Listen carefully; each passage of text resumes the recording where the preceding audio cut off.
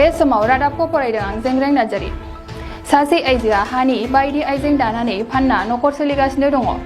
बाक्सा जिल्लानि मुसलपुर साब डिभिजननि सिङाव थानाय सासे आइजोआ उन्दैयावनो हानि बायदि आइजें बानायनायखौ सोलोंना लानानै दिनैसिमबो हानिफ्राय दानाय आइजेंनि खामानिखौ मावगासिनो दङ।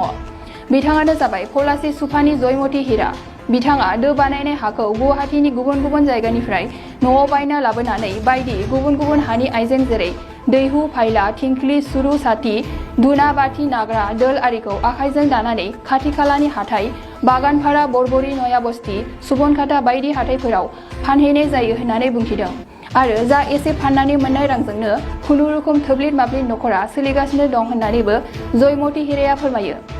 हानि आइजें बानायनो जेबो मेसिन गैयैलाय गोबां जेंनानि मोगा-मोगि जानांबाय दं होननानै फोरमायनायजों लोगोसे सरकारा हानि दो दाग्राफोरनो बायदि अनसुंथाइ होगोन होननानै बिसायख'थियाव भट होहोना देरहाखांबोला खौरांखौनो लाफैया होननानै दुखु मोननाय फोरमायदों। सोरखारनि गुबुन गुबुन मावबिथांखिफोरजों लोगोसे अरुणोदय आसानिखौबो मोनाखै होननानै बिथाङा फोरमायबावो। गाँवখন তোমাৰ পলাচী হীৰাচোপা বুলি কয় বগলামাৰী। মই মাটিৰ কাম কৰি থাকোঁ। কিমান বছৰ? মই জন্মগত পাবাৰ পৰা মই মাটিয়ে কাম কৰোঁ। এই তাৰমানে যেতিয়াৰ পৰা পাৰা হৈছোঁ আৰু জানা হৈছোঁ তেতিয়াৰ পৰা মই মাটিৰে মই চব বনাব পাৰোঁ। দেৱালীৰ কাৰণে ছাতি বনাইছোঁ। কিমান মান বনালে? 10,000 মান বনাইছোঁ। ইয়াৰ বাদে কলা, টেকলি, চৰু যিমান লাগে একদম ঘাই থোৱা গাখীৰ থোৱা পাইলা, নাগৰা, নামদৰা যিমান যি বাচন লাগে যাকে যি লাগে সেই বনাব পাৰোঁ। দেৱালীৰ কাৰণে বনাইছোঁ। কিমান মান ছাতি বনালে? বনোৱাটো হ'লে এতিয়া 10,000 মান ছাতি বনালোৱে। দিনত মানে বহি থাকিলে বহুত বনাব পাৰোঁ। 100-150 দিনটোতে বনাব পাৰোঁ। আমি বহুত দিনৰ পৰা জমা কৰি থওঁ, একেলগে বনাব নোৱাৰোঁ। অৰুণোদয় আঁচনি পাইছে নে? পোৱা নাই। চৰকাৰী ঘৰ পোৱা নাই। চৰকাৰক কি আহ্বান জনাব?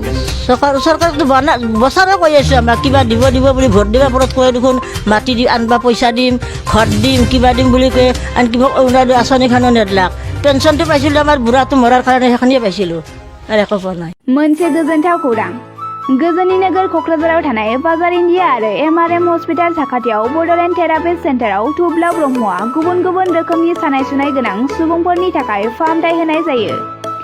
जेरै जान्जि सानाय, हान्थु सानाय, गोदोना सानाय, आदै सानाय, आफादावदै सानाय, जानजि जरा सानाय, खर' सानाय, सिनस्रि जरा सानाय बैफोरबायदि सुबुंफोरनि सानायफोरखौ फाहामथाय होबोगासिनो दं। सोरबाफोर बे बेरामाव गोग्लैनाय सुबुंफोरा बे खाबुखौ लानो हागोन। गोबां मिन्थिनो थाखाय नैबे जानबुं नङाव फन खालाम 9974030738।